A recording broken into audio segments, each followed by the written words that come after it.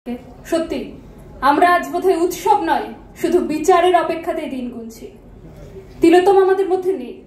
তিলোত্তমাকে বলছি, বাড়ি ফিরলে দেখতে পেতিস মানুষ কেমন ক্রুদ্ধ শোকে, ব্যস্ত জীবন সামাল দিয়েও বিচার দিতে চাইছে তোকে। ফিরতে পারলে দেখতে পেতিস ন্যায় ও নীতির সঠিক মার্গে রাতের দখল দিচ্ছে মানুষ জোড়াসাঁকো থেকে জোহানেসবার্গে।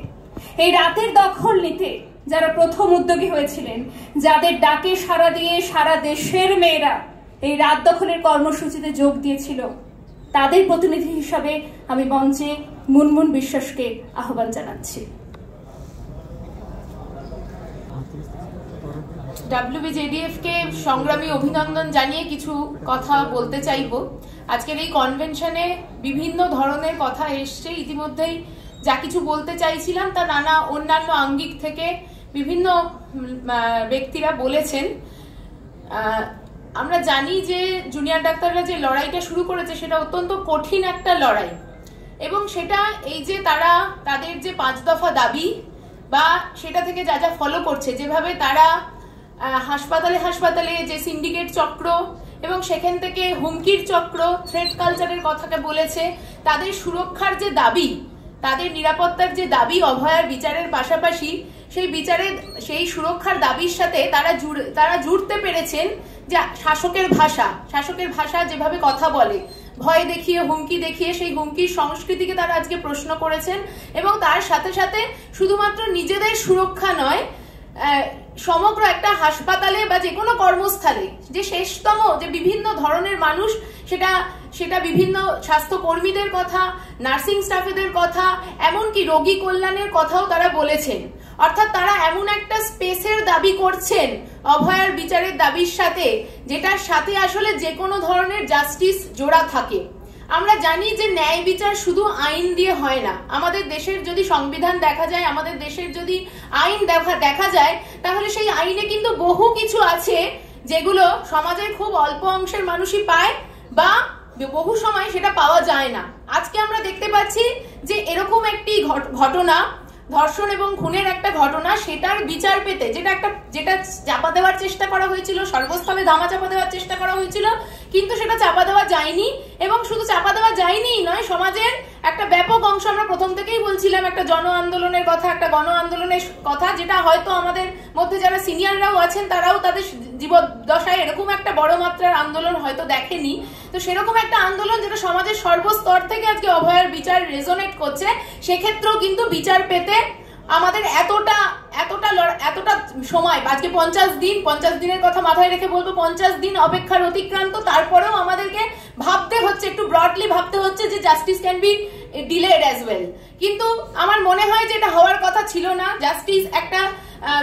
জাস্টিসের বিচারের মানবাধিকার আন্দোলনই এই স্লোগানটা তৈরি করেছিল যে জাস্টিস ডিলেড মিন জাস্টিস ডিনাইড। তার কারণ আমাদের দেশে আমরা দেখতে পাই যে আমাদের রাজ্যে যে এরকম এক একটি ছোট ছোট ঘটনা, যেগুলো দেখতে অত্যন্ত অপরাধমূলক, সেরকম মানে অত্যন্ত ক্রুড কতগুলো ঘটনা, যেগুলো বুঝতে কোনো অপরাধ যে হয়েছে বুঝতে কোনো অসুবিধা হয়নি, তার জন্যও কিন্তু 10 বছর 20 বছর এমনকি জীবৎকাল পুরো কেটে যায়, মানে সেটাকে কিন্তু জাস্টিস বলা যায় না। ফলে মানবাধিকার আন্দোলনের এই স্লোগানকে কিন্তু আমাদের মাথায় রাখতে হবে এবং আমাদের চটজলদি বিচার পেতে হবে।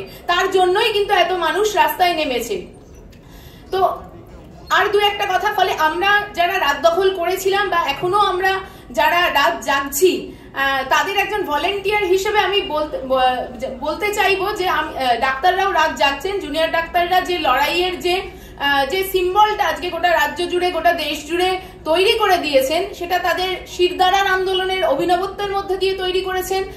তারপর তারা যেভাবে স্বাস্থ্য ভবনে সাফাই অভিযানের ডাক দিয়েছেন এবং গোটা স্বাস্থ্য ব্যবস্থাকে যেভাবে মানে আপাদমস্তক সেটাকে ঝাড়াই বাছাই করে একটা নতুন ব্যবস্থার যে স্বপ্ন তারা আজকে আমাদের দেখাচ্ছে, সেখান থেকে কিন্তু আমরাও একভাবে কানেক্ট করতে পারছি এবং বলতে পারছি যে জেন্ডার জাস্টিস বা লিঙ্গ সাম্যের প্রশ্নটাও কিন্তু কোনো বিচ্ছিন্ন ব্যাপার নয়, সেটাও আসলে একটা গণতন্ত্রের জন্য লড়াই, একটা ভয়হীন সংস্কৃতির জন্য লড়াই, একটা সব মিলিয়ে একটা সেন্সিটাইজড, অর্থাৎ একটা সংবেদনশীল সমাজ যদি না থাকে যেখানে একে অপরের জাস্টিসের জন্য কথা বলা যায়, তাহলে কিন্তু কোনো আইন এসে কোনো বিচার দিতে পারে না।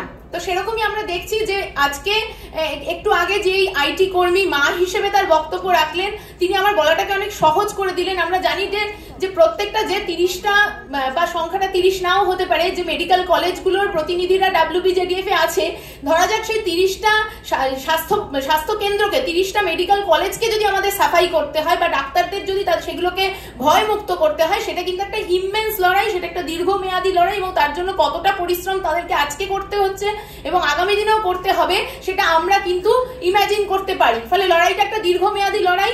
এখন আবার তার সাথে সাথে যেটা হয়েছে যে সমাজের যাবতীয় যে অসাম্যের লড়াই, যে সমাজের বহু অংশের মানুষ যেভাবে রেজোনেট করছে, তাদের যে হুমকি সংস্কৃতি, ডাক্তারদের হুমকি সংস্কৃতির বিরুদ্ধে লড়াইয়ের সাথে মানুষ যেভাবে রেজোনেট করছে, তাদের জেন্ডার জাস্টিসের লড়াইয়ের সাথে গোটা সমাজের মানুষ, মেয়েরা, বিভিন্ন কর্মক্ষেত্রের মেয়েরা, বিভিন্ন পেশার মেয়েরা, সেটা অসংগঠিত গৃহশ্রমিক মেয়েরাও হতে পারে, সেটা বিভিন্ন নাইট ডিউটি যারা করেন, যে আয়া দিদিরা নাইট ডিউটি করেন, বিভিন্ন অসংগঠিত ক্ষেত্রে শ্রমিকরা আমরা জানি নাইট ডিউটি করে, যাদের কোনো সুরক্ষা নেই।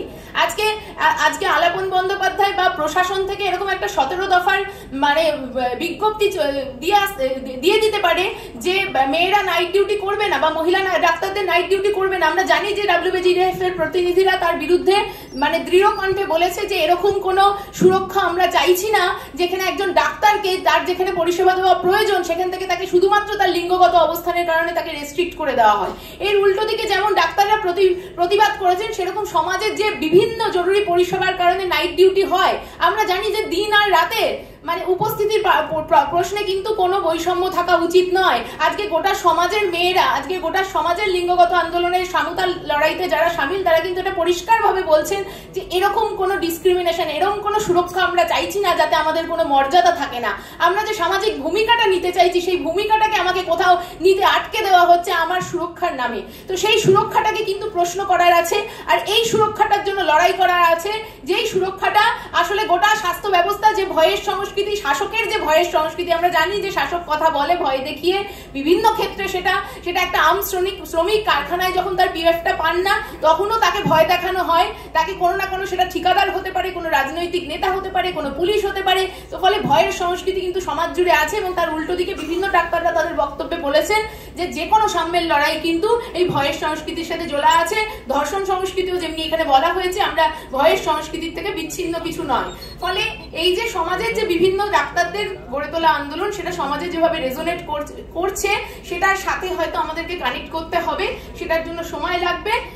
তবুও আমাদের সংগ্রামী অভিনন্দন রইল। আপনারা যে মাত্রায় আপনাদের এই কঠিন লড়াই এগিয়ে নিয়ে যেতে পারবেন, সেই মাত্রায় কিন্তু সমাজের যে বিভিন্ন অংশ, সেটা আইটি শ্রমিকরা হতে পারেন, সেটা অন্য ক্ষেত্রের লোকেরা হতে পারে, সেটা সমাজের মেয়েরা হতে পারে, বিভিন্ন প্রান্তিক লিঙ্গ যৌনতার মানুষরা হতে পারেন, তারাও কিন্তু তাদের লড়াইটা আপনাদের পাশাপাশি করবে, এবং সেটা সমাজ জুড়ে একটা সাফাই অভিযানের লড়াইয়ে এসে হয়তো কালমিনেট করবে। তাতে আমাদের সময় লাগবে।